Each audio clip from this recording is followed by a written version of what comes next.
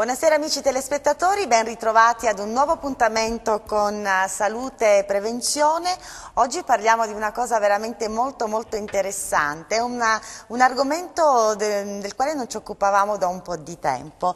Intanto vi presento subito l'ospite di oggi, grazie, buonasera, grazie di aver accettato il nostro invito al dottor Giulio Valentino. Lui è un ginecologo di provata esperienza, quindi con lui oggi parleremo veramente di tante cose interessanti, e c'è di questo evento che è l'evento più naturale al mondo, è vero dottor Valentino? Certo, è un evento che costituisce un momento essenziale della vita della donna, della coppia, il parto, è la nascita di un bambino, è la cosa più bella che può succedere in una coppia, e che comunque è una cosa che anche se fisiologica va seguita con esperienza, con preparazione e con tutte le accortezze del caso. Assolutamente, certo, se noi pensiamo insomma a come partorivano le nostre nonne, no? Sì, dice si partoriva in casa, si partoriva, però insomma i rischi erano tantissimi e soprattutto non erano come dire, gestibili, no? Prevedibili, perché oggi la tecnologia ci mette anche a disposizione. Sì, dal punto di vista sociale è cambiato tutto. Una volta le nostre nonne facevano 5-6 figli, la mortalità neonatale era elevatissima e non era un dramma se si perdeva un figlio anche in tenera età, perché si facevano 6-7 figli, insomma. Adesso la coppia attualmente intanto comincia a procreare dopo i 30 anni, dopo i 35 anni molte volte, e si fa un figlio. Questo figlio ha delle diciamo, prerogative, deve essere un figlio sano, un figlio bello, un figlio intelligente, possibilmente con gli occhi azzurri, per cui c'è meno adattabilità ad avere un insuccesso sulla performance di un neonato. E questo ha cambiato un poco l'atteggiamento generale proprio sull'assistenza della gravidanza e del parto. Certo. E proprio del parto esistono vari modi, no, di partorire, cioè una donna si auspica di partorire in genere con un bel parto naturale, no? Che non abbia traumi, non abbia grosse conseguenze fisiche.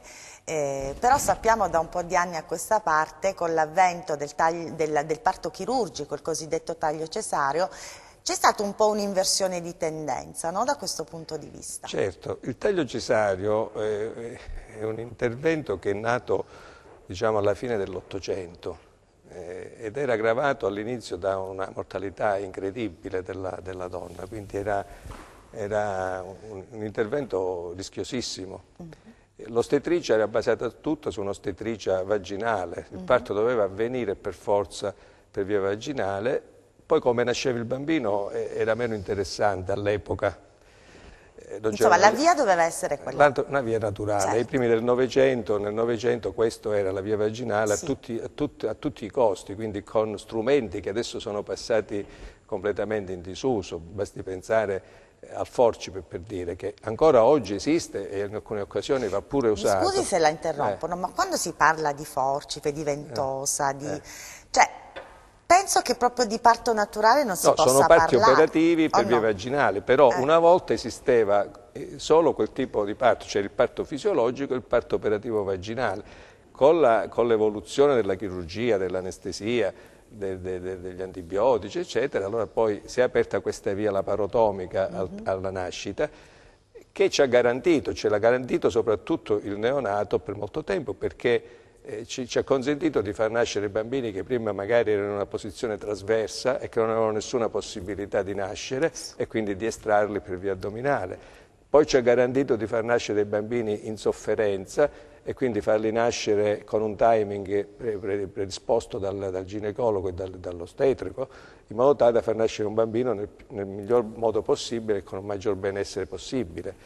E quindi questa via si è sviluppata fino ad arrivare poi a un livello di esagerazione, perché poi, come tutte le cose, si arriva... Perché fa sentire più tranquilli, cioè soprattutto una donna, no? Si sente più tranquilla vabbè, a parte il dolore, ma poi spieghiamo che adesso la donna diciamo che ha un po' paura del parto. È un evento fisiologico però ansiogeno.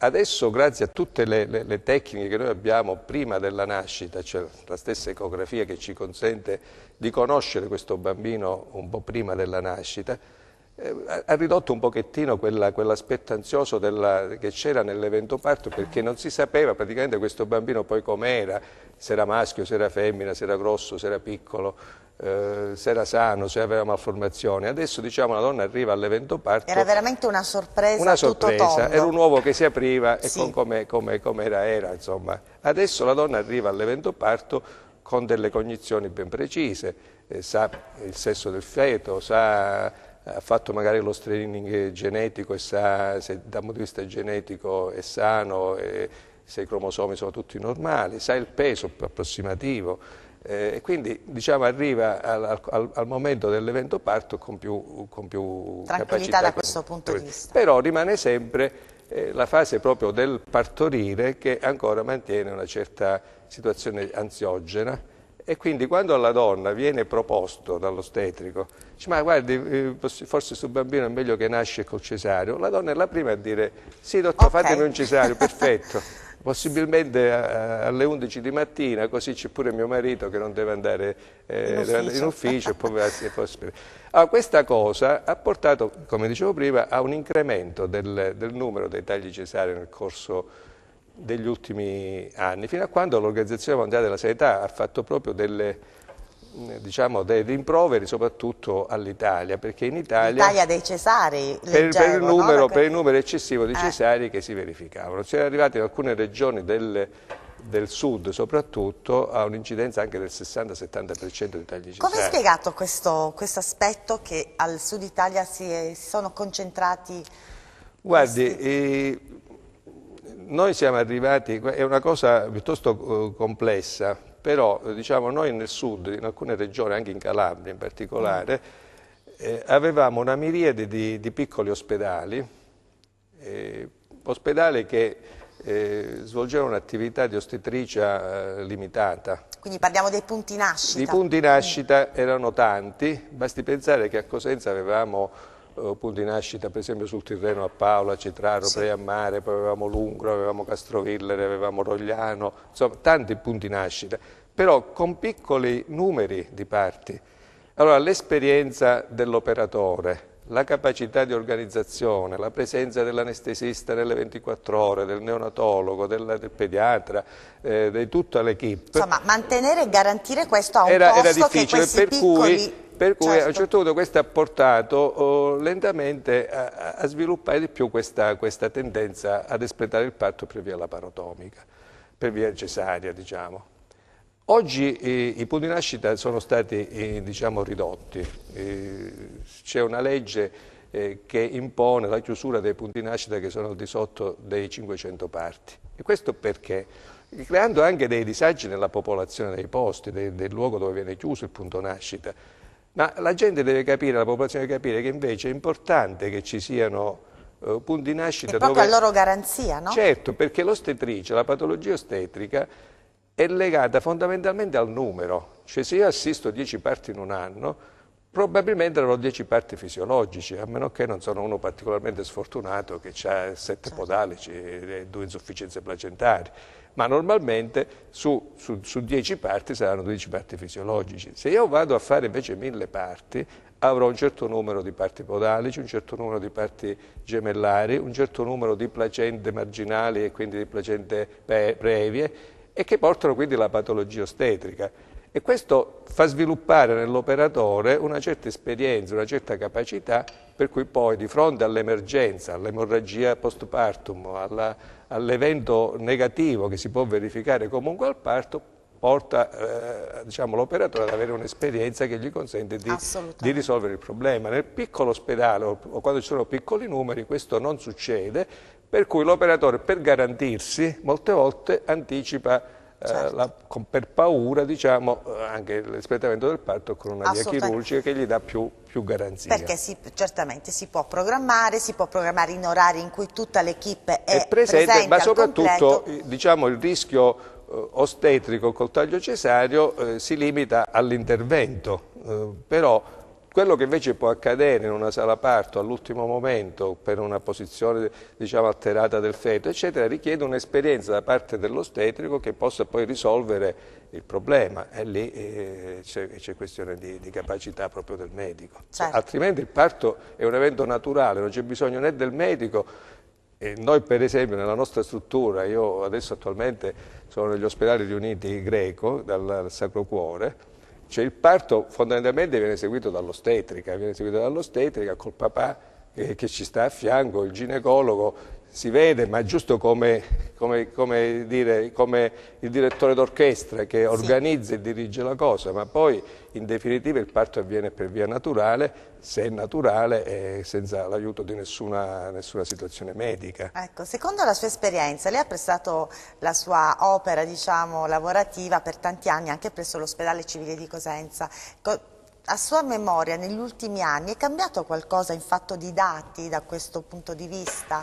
Sì, noi siamo, diciamo, seguiamo le direttive del Ministero della Salute. Tenga presente che ci sono state delle strutture, per esempio, che sono state chiuse proprio per numero eccessivo di tagli cesarei che si espletavano in queste strutture. E quindi siamo molto, sia in ospedale, sia adesso nella clinica dove lavoro, siamo molto sensibili a questo dato qua, soprattutto sulle prime gravide. Sulle prime gravide non bisognerebbe superare il 20% di cesarei diciamo, quando si è intorno a 1000 parti. Su 1000 parti non dovremmo avere più di 200 tagli cesarei nelle prime gravide. Perché, dottore, se una donna come prima gravidanza e poi come primo parto ha subito un parto cesareo, perché le indicazioni dicono che anche il secondo bimbo poi dovrà nascere con un taglio cesareo? Guardi, non è un'indicazione assoluta, dipende anche qui molto dalla situazione che si verifica al momento, cioè alla fine della gravidanza. Intanto vedere perché la donna ha avuto un primo taglio cesareo. Se il cesareo per esempio è avvenuto per un vizio pelvico, cioè la paziente ha un bacino diciamo limite che non consente l'espletamento di un parto naturale perché si crea una sproporzione tra il feto e la pelvi della donna, allora in quel caso si ripeterà il cesareo inevitabilmente perché la situazione non è cambiata da un punto di vista... È obbligatorio. Non è cambiata da un punto di vista anatomico. Certo.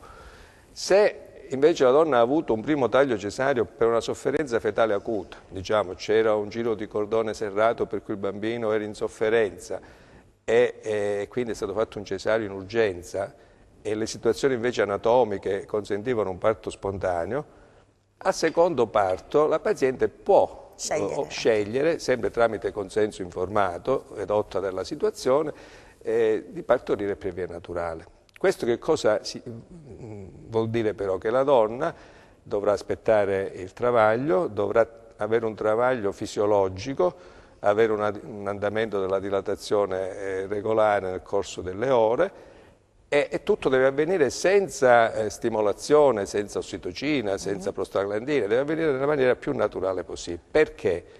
Perché il vero rischio che c'è nel ripetere un parto spontaneo dopo un cesareo è che c'è un punto dell'utero dove viene fatto il taglio cesareo che si chiama segmento uterino inferiore, che è la parte diciamo, più sottile dell'utero, che viene tagliato per il cesareo.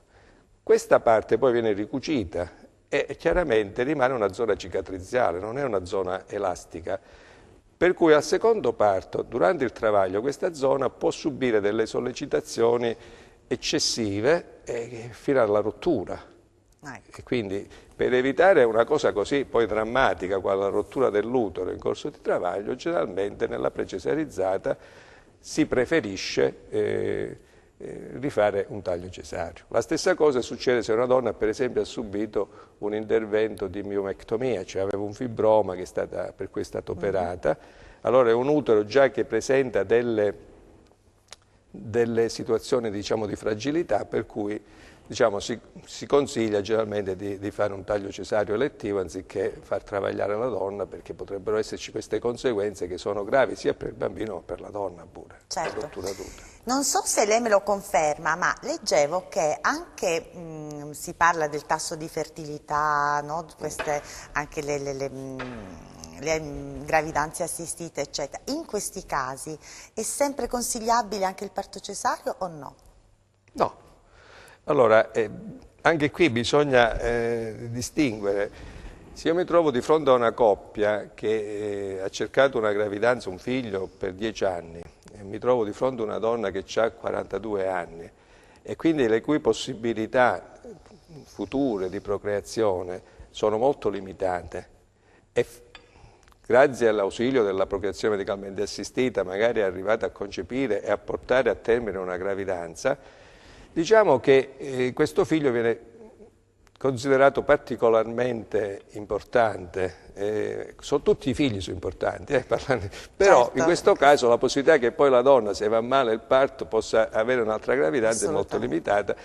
In quel caso, diciamo, c'è la tendenza a preferire diciamo, un espletamento programmato e più sicuro, ma non è sempre così, perché io, per esperienza anche personale, abbiamo avuto un sacco di parti per via vaginale in donne che avevano avuto una procreazione medicalmente assistita, perché le condizioni ostetriche erano eccellenti, cioè aveva magari un collo d'utero morbido, si è dilatato facilmente, è arrivata in travaglio con una dilatazione già avanzata, per cui ha partorito normalmente, perché da un punto di vista proprio psicologico il parto vaginale è il vero parto, cioè la vera nascita per la mamma. Questo bisogna far capire pure alla donna quando ha paura di partorire, che partorire è una cosa ben diversa che partorire con un taglio cesareo. Diciamo che la donna che partorisce col taglio cesareo si trova psicologicamente come il marito a cui viene consegnato sto figlio dopo, quando esce dalla sala parto, cioè se lo vede così. Invece partorire significa proprio farlo, questo figlio, quindi la fase espulsiva, la fase che segue che il bambino tende ad uscire, si vedono i capelli, poi esce, è la cosa più bella secondo me per una donna. Certo, insomma vivere intensamente tutti gli step, no? Del parto è una cosa, è un evento molto diverso rispetto all'evento cesareo, sempre la nascita però è una nascita completamente diversa. Assolutamente. Addirittura le voglio dire che adesso noi siamo ricoperti da un microbiota, no? Siamo ricoperti da dei batteri che vivono con noi in simbiosi. Il microbiota del bambino che nasce per via vaginale è un microbiota diverso rispetto a quello del bambino che nasce per taglio cesareo. Il che vuol dire che il bambino che nasce per via vaginale ha meno possibilità di avere allergie future, ha meno possibilità di avere, dicono gli esperti neonatologi, meno possibilità di avere delle alterazioni proprio anche intestinali, gastrointestinali rispetto al bambino che invece ha un microbiota cutaneo, perché ha preso il microbiota dalla cute della mamma e non dalla vagina. Ecco. Anche per quanto riguarda l'allattamento al seno, no? Forse ci sono più... Sì, anche l'allattamento al seno, diciamo che ormai i neonatologi sono molto fiscali da questo punto di vista, nell'indurre le mamme ad allattare, soprattutto nel primo mese, perché c'è la formazione del colostro, la produzione di anticorpi che vengono trasferiti al bambino nei primi giorni di vita, quindi è una cosa importantissima. Il bambino che si allatta al seno nei primi giorni continua a sentire il battito della mamma, che è il battito che sentiva in utero, e quindi anche questo atteggiamento, diciamo, empatico che c'è tra mamma e figlio che viene allattato al seno è diverso rispetto al bambino che viene allattato dal papà col biberone. Assolutamente, assolutamente. Intanto io ricordo, amici telespettatori, e soprattutto in questo caso le donne che sono all'ascolto, che se vogliono interagire con noi, porre qualche domanda al dottor Valentino, possono farlo digitando il numero che appare in sovraimpressione. Allora, da quanto lei ci ha detto, questo è stato un dato molto importante anche da riferire ai nostri telespettatori, a chi ci ascolta, perché tante volte si diceva ma perché al sud? Insomma, allora alla fine non erano proprio le donne, no, che volevano, che optavano per questo taglio cesareo, ma erano, come lei ha accennato, le condizioni a volte, sì, proprio le situazioni dei punti nascita che quasi quasi, tra virgolette, imponevano questa scelta, no? Era una scelta, insomma, doverosa e insomma, quasi... certo, per la sicurezza, perché se avevamo ospedali dove il sabato e la domenica il medico non era presente, era reperibile. Quindi se arrivava una donna e doveva partorire, il medico, l'ostetrica chiamava il medico arrivava dopo mezz'ora, poi visitava la donna, poi doveva fare determinati accertamenti, poi si decideva se poteva continuare il trattamento. Insomma, era una situazione, diciamo, un poco di difficoltà, per cui se arrivava la donna poi con un problema ostetrico serio, un'emorragia, costituiva un pericolo, per cui questo ha portato lentamente a sviluppare di più questa tendenza ad espletare tagli cesari, magari senza indicazioni vere. L'indicazione per esempio più frequente che si faceva era la cosiddetta distocia dinamica. Allora, quando lei vede un cesareo fatto per distocia dinamica, il più delle volte, non Spieghiamo sempre cos'è la distocia dinamica. la distocia dinamica è quando la donna non progredisce, diciamo, la dilatazione del collo dell'utero per garantire... Non si dilata questo collo non si dilata. Però è vero che esiste da un punto di vista di patologia ostetrica, ma è una patologia molto residuale. Infatti questa è stata una patologia su cui si è abusato. Cioè la donna dopo 3 ore non aveva completato la fase dilatante, dice portiamolo in sala operatoria perché facciamo il cesareo, perché non si dilata. Magari lei dice ha bisogno di più tempo. E certo, ognuno ha i suoi tempi, ci sono donne che per avere una dilatazione completa magari... Però le posso dire una cosa, secondo la mia esperienza avviene anche che quando non c'è questa dilatazione qualche cosa c'è che non va, o il cordone ombelicale, no. Diciamo che è stata questa è una diagnosi che viene sfruttata molto, però io personalmente quando vedo questa diagnosi scritta come indicazione a un taglio cesareo, uno va a vedere il cervicogramma, perché c'è la possibilità di vederlo, no? Cioè, ha iniziato il travaglio alle ore, per esempio, 2 del pomeriggio, alle 5 ancora si mantiene sui 3 cm, distocia dinamica, taglio cesareo, qualcosa... Non le torna? Non mi torna, perché... magari aspettando l'ostetrice. Insomma, dottore, lei è uno di quei ginecologi che fa soffrire i suoi pazienti. No. Fino alla fine. No, non faccio dovete soffrire. Fare tutto il le prime gravide sì, le prime gravide sì. Ma perché l'ostetricia è fatta come si voglio dire, di pazienza.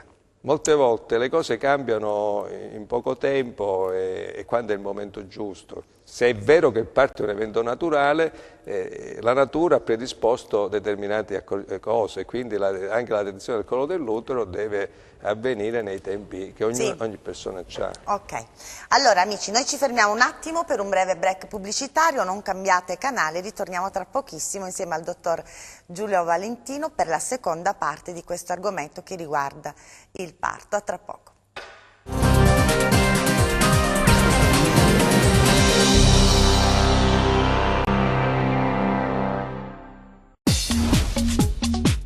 Cerca Teleeuropa sul tuo Play Store o Apple Store e scarica la nostra app.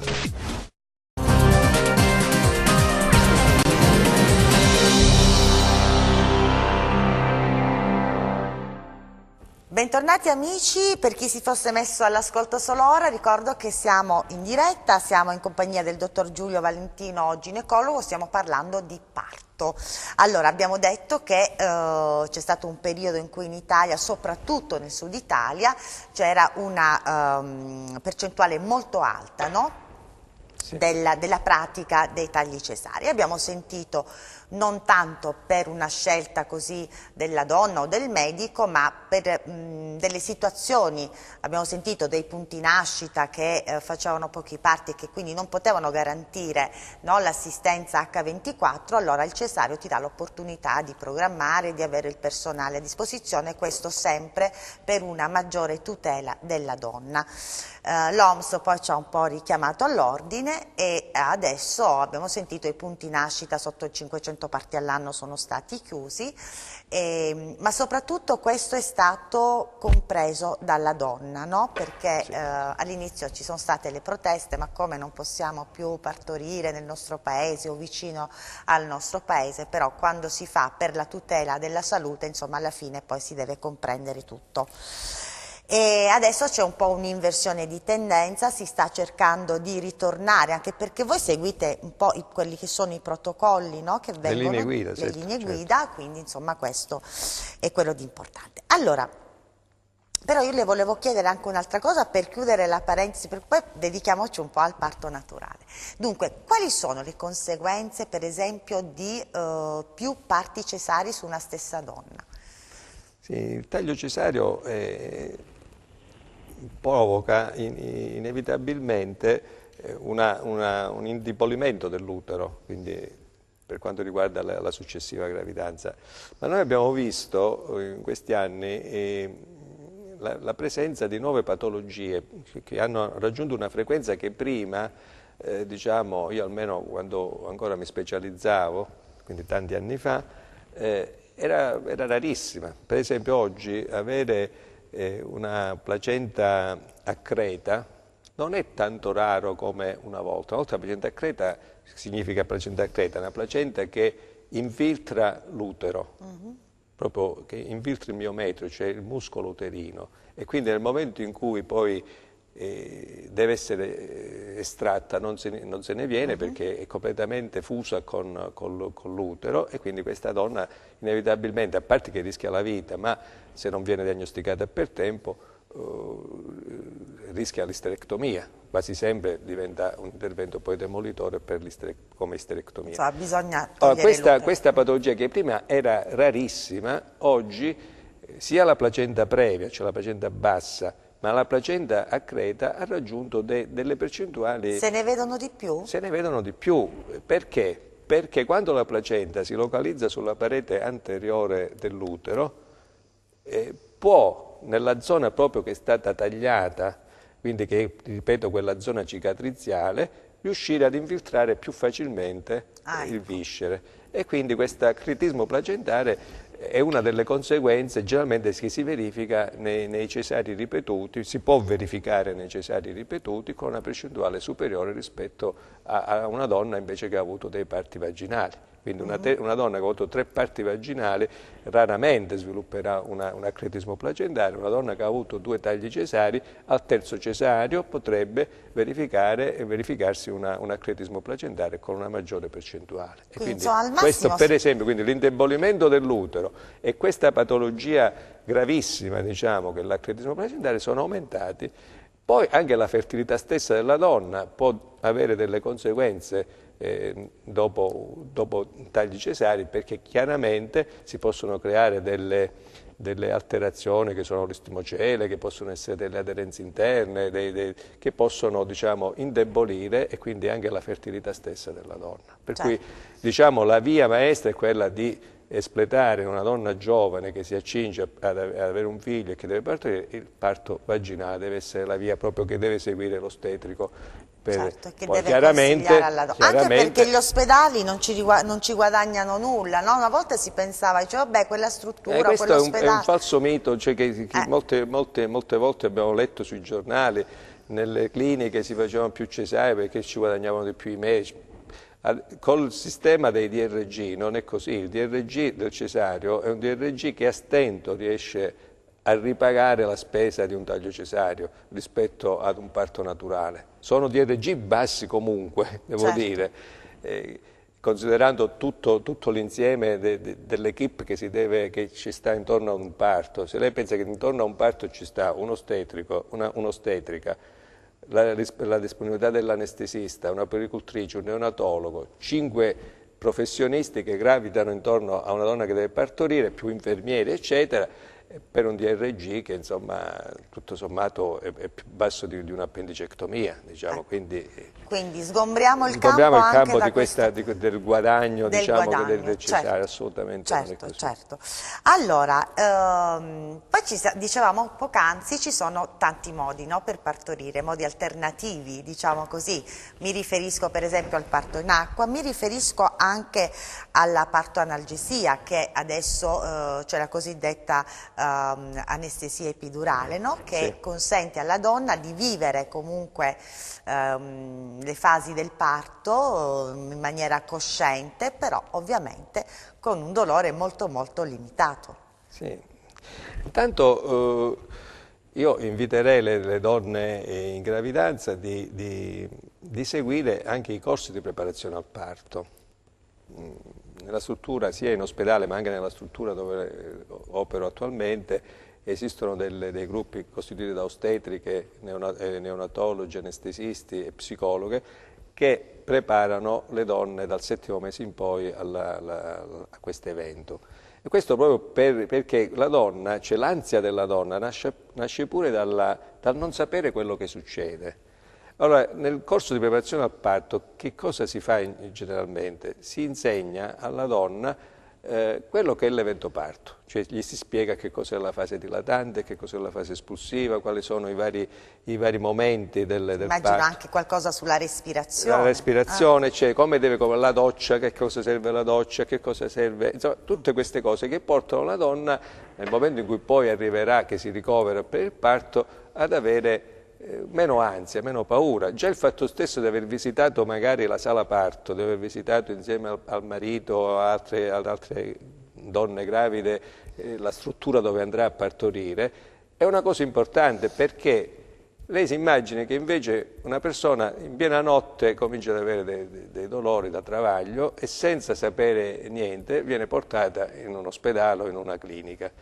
Quindi ambiente nuovo che non conosce, facce che non conosce, struttura generalmente insomma che magari non è nemmeno... Insomma nulla di familiare. Di familiare crea ansia, crea certo. paura già questo fatto qui. Invece il fatto già di conoscere l'ambiente, le facce, le persone, i colori, le stanze, già questo limita un poco questo stato di ansia.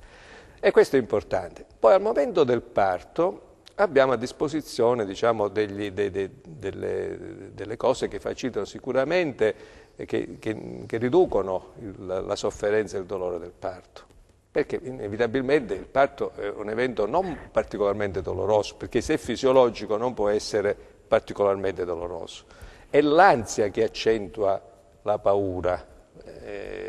Poi insomma c'è anche, ciascuno ha la propria soglia del dolore, sì, ciascuno ha il ma proprio se partiamo modo dal presupposto che il parto è un evento fisiologico, quindi come andare al bagno, non può essere un evento particolare. Il Padre Eterno non l'ha fatto in modo tale che può essere espletato da una persona, altrimenti... Certo, sopportabile lei dice, perché insomma diciamo che non si sente proprio dolore. No, ma diventa meno sopportabile proprio per questo aspetto psicologico che ruota intorno all'evento parto. E ripeto, la paura e l'ansia incide moltissimo.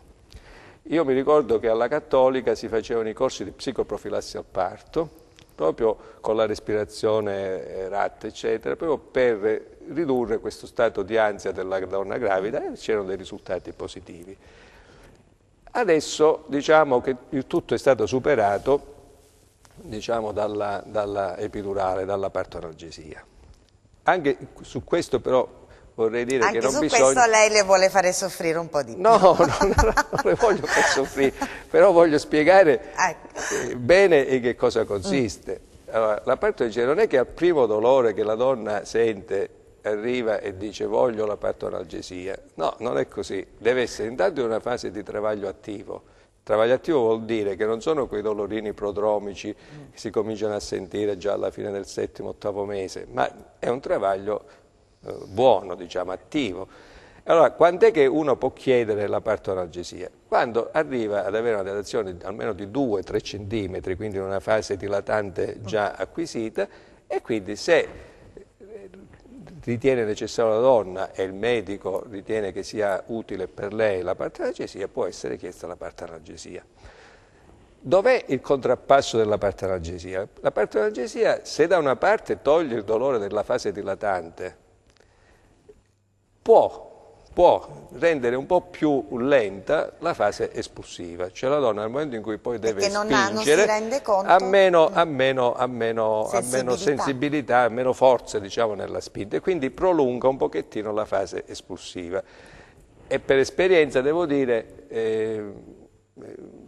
anche se la fase dilatante migliora, nel senso che dopo la partenalgesia la dilatazione progredisce in maniera più veloce. Questa fase espulsiva generalmente diventa un po' più lenta e il più delle volte poi si può avere un parto, cioè più delle volte, qualche volta si può avere un parto vaginale operativo con applicazione di ventosa proprio per facilitare poi questa uscita del bambino. Però complessivamente è un progresso enorme dell'assistenza moderna al parto. Assolutamente. Io mi ricordo pure che in altri tempi si faceva il parto in ipnosi. Il parto in ipnosi era molto simpatico perché la donna stava in questa fase di trance ipnotica, però partecipava comunque al parto, e anche questo poi avvertiva il dolore in maniera più attenuata. Sì, perché il terapeuta diceva adesso tu non senti il dolore, adesso tu respiri, e la donna seguiva i comandi che dava l'operatore. Bellissimo. Però è passata, ci voleva intanto un operatore, un terapeuta esperto in ipnosi, certo, che non lo trovi dovunque. Certo. Però ho visto anche dei parti in ipnosi che avevano un loro significato, un certo fascino, diciamo. Assolutamente. E poi... Però secondo me già sapere, no, per una donna, già il fatto di sapere che può in caso di dolore insopportabile accedere a questa opportunità, sì, insomma, già... Certo. tranquillizza e magari predispone la donna psicologicamente ad essere più tranquilla, no? E magari ad essere anche più collaborativa. E poi adesso io vedo le nostre ostetriche qui in casa di cura, che sono esperte anche io mi ricordo la posizione del parto è una posizione fondamentalmente non naturale, perché la donna viene messa sul lettino e la fase di spinta non è proprio, diciamo, fisiologica. Dovrebbe stare, mi ricordo a Roma, noi avevamo una poltrona del parto, cioè la donna stava in una posizione verticale e spingeva verso il basso. Poi è anche vero che ognuno si trova la propria posizione, però certo, come dice lei è vero, sul lettino non è proprio... Non è l'ideale della fase di spinta. Ah, sì, no, continui. Sono delle comunicazioni tra me e la regia. Quindi la posizione verticale, per esempio, è una posizione più fisiologica nella fase di spinta, ma io vedo che le ostetiche sono molto brave adesso in questo, ci sono persone che vogliono spingere a carponi, diciamo, che vogliono stare in posizione da quadrupede. Ok, la interrompo perché abbiamo una telefonata, sentiamo chi ci chiama. Buonasera, chi è in linea? Buonasera, da dove chiama? Francesca. Da dove chiama, signora? Chiamo da Rossano. Da Rossano, prego.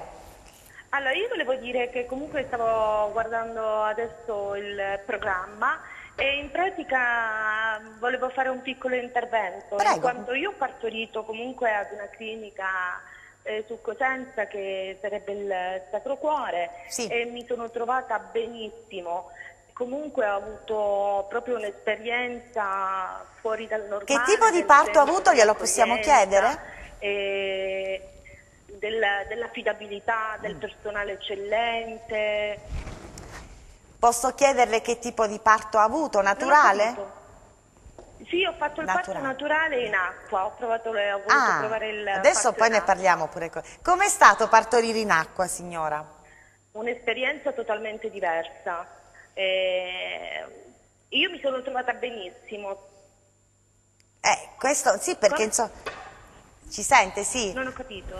No, dico, è un'esperienza fuori dal comune, no? Però partorire in acqua l'ha aiutata, cioè io quello che le voglio chiedere, è riuscita comunque a trovare la concentrazione? Sì, la sento. Ecco, è riuscita partorendo in acqua a trovare una concentrazione giusta, soprattutto a rilassarsi? E poi le voglio chiedere anche, sono più attenuati? E anche l'aiuto del personale medico, dell'ostretiche, comunque di tutta l'equipe che mi ha aiutato. Bene, bene. Insomma, primo bambino, primo figlio, signora? Sì, il primo bambino. Primo bambino. Allora, noi le facciamo tanti auguri e quindi comunque, insomma, se dovesse... Comunque io volevo consigliarla comunque a tutta la gente che magari mi sta ascoltando. Certo, certo, perché insomma le esperienze positive è bene che si comunichino. Io la ringrazio. Non ho capito, mi scusi. Ho detto quando si hanno delle esperienze belle, positive, in questo caso poi parliamo di situazioni bellissime, no? In cui viene al mondo un bambino, e quindi insomma va bene. La ringraziamo per la sua testimonianza, buona serata, grazie. Grazie. Allora, il parto in acqua, no? Insomma, questa signora è entusiasta di questo parto in acqua. Quali vantaggi può dare il parto in acqua? Beh, il parto in acqua ha un effetto intanto analgesico sulla fase sempre dilatante. Perché la donna viene immessa in una vasca con acqua a temperatura tiepida, diciamo calda, per cui questo facilita il mio rilassamento, una sensazione già di per sé di benessere. Queste vasche hanno la capacità di essere riempite in pochissimo tempo, sono delle vasche grandi, al Sacro Cuore è quasi come un letto matrimoniale, quindi insomma si riempie in poco tempo comode. e si svuotano pure in pochissimo tempo. Quindi immersi in quest'acqua calda, diciamo, la donna ha una sensazione di benessere. La fase dilatante va avanti in maniera più veloce e soprattutto nella fase espulsiva la donna sente meno dolore, e poi è proprio impressionante vedere il bambino che passa direttamente da una temperatura di 37 gradi, diciamo, del corpo materno a una temperatura esterna che è sempre di intorno a 32-33 gradi, quindi non ha quel passaggio, perché una violento, cosa che noi forse molte volte non ci diamo molta attenzione, è la nascita, proprio quello che sente il bambino alla nascita. Noi pensiamo sempre a quello che sente la mamma alla nascita, ma quello che ha il bambino alla nascita viene così, sì, se ne parla di meno. Viene molto considerato. Allora, il bambino quando nasce in una sala parto classica, nasce in una situazione generalmente di disordine, si parla, si discute, di trambusto, e questo noi cerchiamo di evitarlo, di parlare il meno possibile, di tenere le luci piuttosto soffuse, perché insomma è un ambiente più idoneo. Molte volte, mi ricordo, si sparava la scialitica, cioè la luce proprio sulla parte vaginale della donna, per questo bambino appena nasceva quasi accecato dalla luce, dal rumore e dal freddo, perché passa da una situazione di temperatura corporea a una situazione esterna, quindi l'ambiente deve essere particolarmente gradevole. L'ambiente in acqua è particolarmente gradevole per il bambino. Qual è è che non si può proporre in maniera sistematica, intanto perché richiede un monitoraggio in acqua e quindi non tutte le strutture... Ovviamente gli operatori sono fuori dalla vasca. Sì, ecco. Il ginecologo sicuramente sì, le ostetriche generalmente indossano dei guantoni impermeabilizzati per poter seguire la dilatazione della donna in acqua, però se lei immagina magari che ci sono due parti, oppure che c'è un po' di mattina, c'è un po' più di caos, insomma, in un reparto di ostetricia, non sempre è possibile effettuare il parto in acqua, però sicuramente è un'esperienza bella sia per la mamma, ma credo che molto probabilmente per il bambino. Quindi quando capita di proporlo viene accettato di buon grado dalle donne, solitamente? Sì. Però mi piaceva anche ritornare sull'argomento della posizione in fase di travaglio, che è anche molto... cioè la donna è chiaro che sceglie, poi lei sa, no? Nello specifico quale posizione è meglio per lei. Però la struttura dove si va a partorire è bene anche che offra una serie di opportunità, di possibilità per fare questo. Generalmente le strutture, le sale parto sono standard, insomma, in tutta...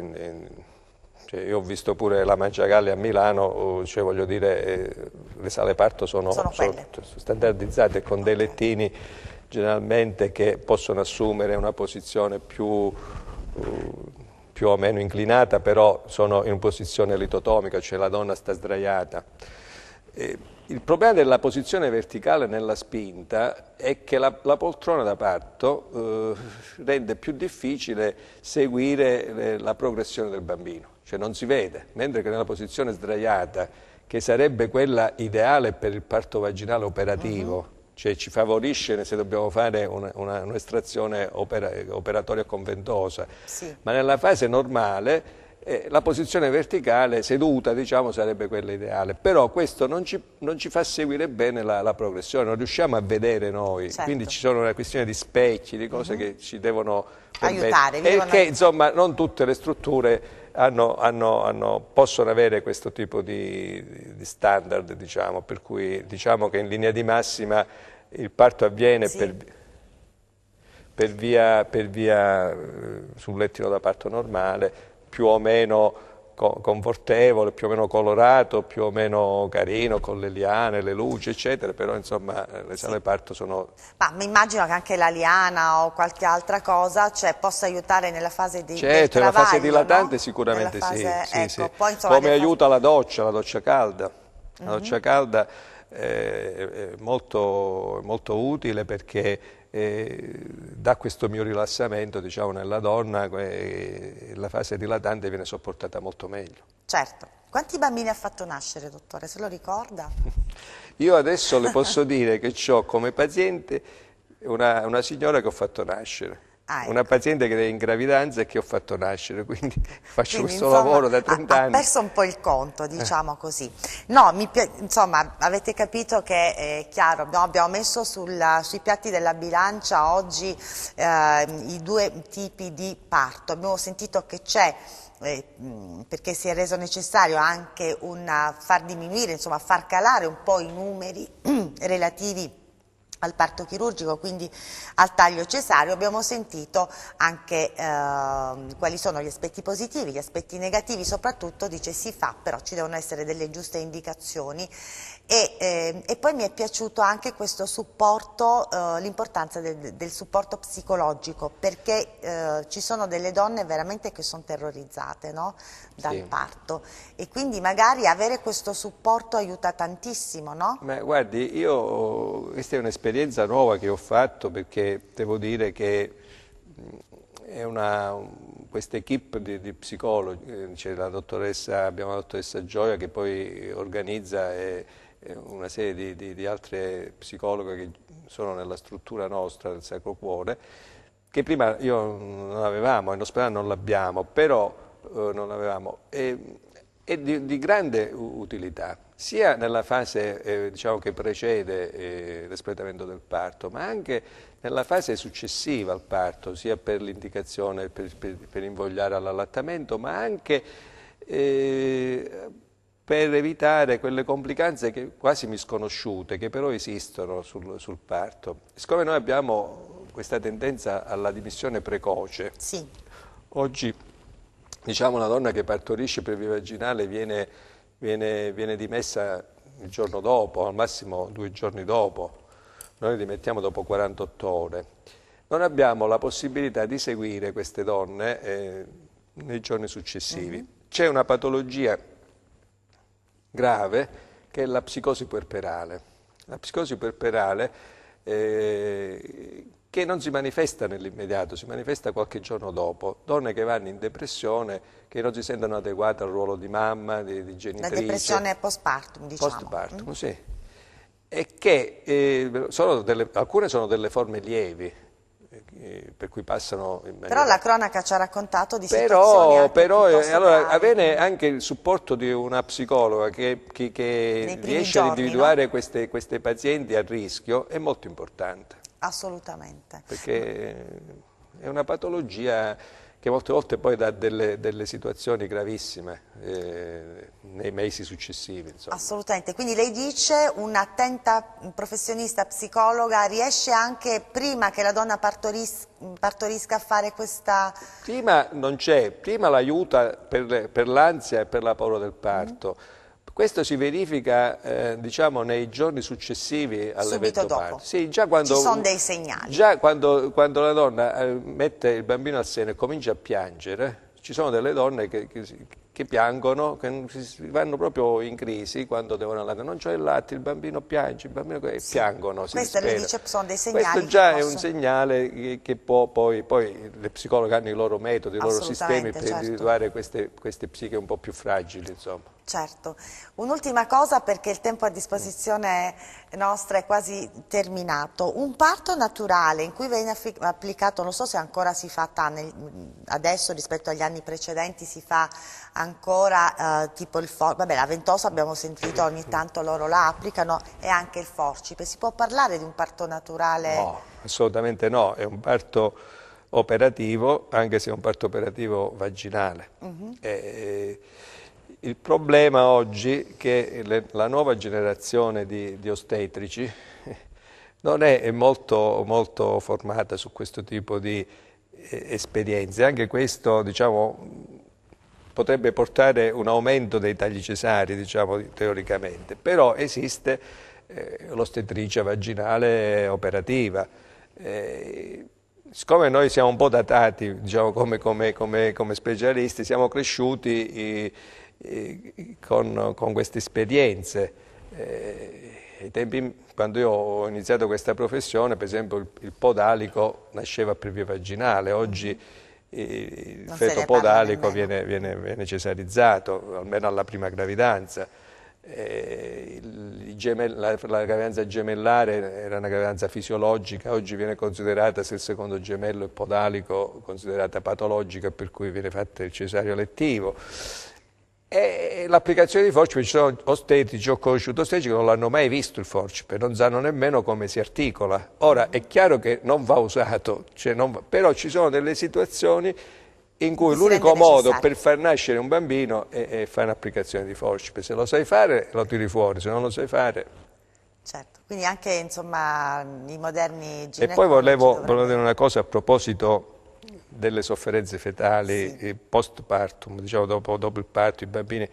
Generalmente quando un parto va male, che il bambino nasce con dei problemi, non è il parto di per sé che è la causa del trauma. Questo il più delle volte nei contenziosi è questo, diciamo, viene attribuito al tipo di parto, come è avvenuto, se c'è stata la ventosa, se c'è stata...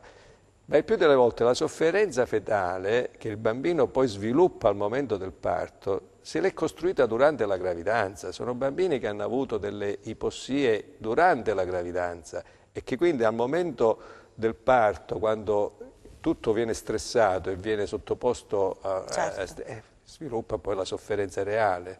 Certo, però la sofferenza cerebrale il più delle volte c'è stata durante la gravidanza.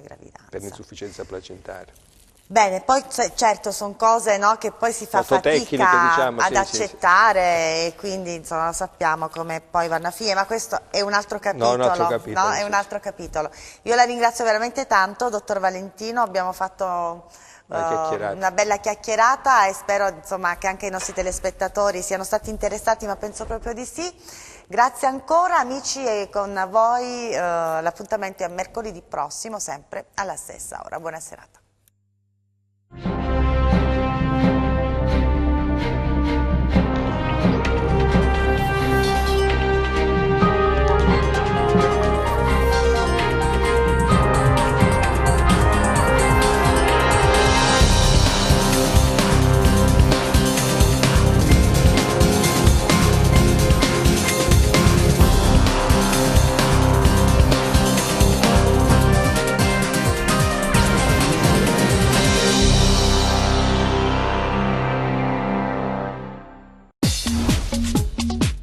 Cerca Teleeuropa sul tuo Play Store o Apple Store e scarica la nostra app.